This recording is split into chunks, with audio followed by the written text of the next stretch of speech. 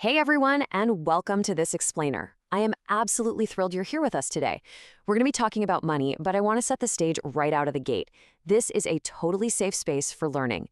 No guilt trips, no confusing Wall Street jargon, just a warm, wholesome look at a topic that, let's be honest, usually stresses people out. We're going to uncover the hidden matrix of money together. Okay, let's dive into this. Why do expensive money mistakes feel so normal?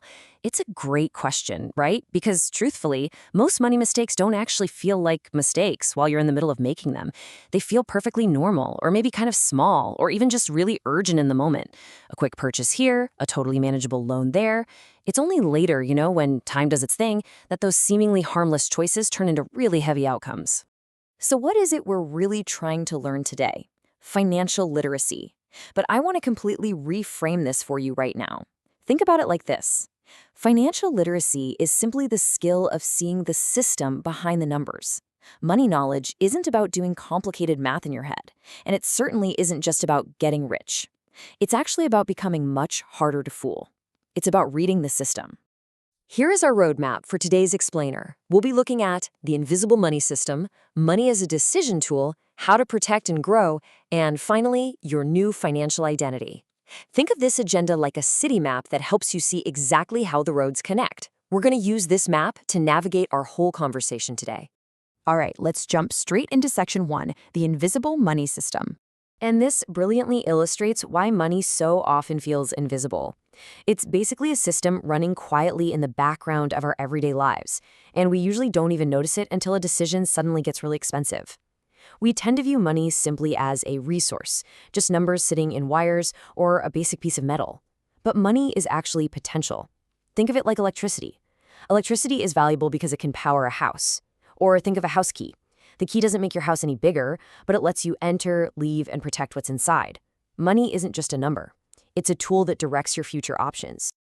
Moving right along to section 2, money as a decision tool. Now, what's really interesting about this is how it shifts our entire mindset. We're moving away from that stressful question of, how much do I have, to a much more powerful, forward-looking question, what choices does this create? To do this, we rely on 5 pretty simple truths. First, money creates options, giving you the freedom to wait or just say no. Second, every single choice has a cost. Third, time changes money. It's kind of like leaving fresh fruit on the counter. It's great right now, but wait too long and its value changes entirely. Fourth, risk is always present. Think of crossing a shaky bridge. Just hoping it holds doesn't magically cancel out the risk. And fifth, habits compound. Just like pushing a heavy shopping cart, one tiny push doesn't do much, but keep pushing in the same direction and you build unstoppable momentum. I really want to zoom in on that second truth for a second. A choice is never isolated. It removes possibilities. This right here is the absolute core of opportunity cost. Imagine you have a single plate of food. If you fill it entirely with one dish, you literally just have less room for another. Well, money works exactly the same way. Every single time you say yes to spending on one thing, you are quietly saying no to something else. Which brings us to section 3, protect and grow. Now that we're clearly seeing money as a decision tool, we have to know how to keep that tool from accidentally hurting us. Think of your financial skills literally like a bicycle. The frame represents protection. It stops avoidable damage and absorbs all those unpredictable bumps and shocks of life. The pedals, they represent growth. They turn your time and discipline into actual forward progress. Now, if your frame is weak, pedaling faster just makes your eventual fall that much bigger. But together, protection and growth create a really safe, beautiful momentum. So here is how that bicycle frame and those pedals actually work together in real life. Budgeting builds control, so you stop overspending. Saving builds flexibility, so emergencies don't immediately cause panic. Understanding debt builds way better borrowing decisions. And thinking long-term builds future stability. Notice the pattern here? Avoiding hidden costs and hitting pause on that feeling of urgency are incredible forms of protection. They stop unnecessary losses right in their tracks, so the money you actually have can start to grow. Let's look at 2 completely different ways to handle life's surprises. First, we have the fragile approach. They rush decisions, they don't have a buffer, and as a result, they're incredibly vulnerable to even tiny financial shocks. But then, look at the resilient approach. They track their money, keep a nice cushion, and evaluate total costs. The amazing thing here is that the resilient person isn't necessarily making a higher income.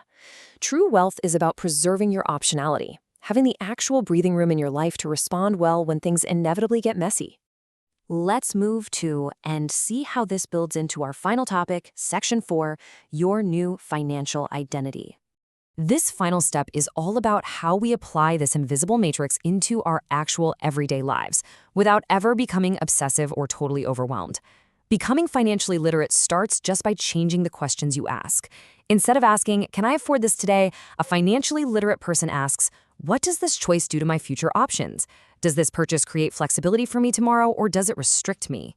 Then they follow up with, "What am I giving up if I choose this?" See, we're bringing back that plate of food. We're evaluating our trade-offs intentionally and thoughtfully, instead of just guessing and hoping for the best. And finally, they dig just a little bit deeper with these. What hidden cost is easy to miss? And if something goes wrong, how badly does it hurt? True financial strength isn't about knowing the exact answer to every single math equation. It's about recognizing the structure behind the question so you can make informed, resilient choices. I want you to truly, deeply internalize this truth. You are not bad with money. You are simply someone learning to see money clearly. That is your new identity. You're someone who handles money with awareness and control.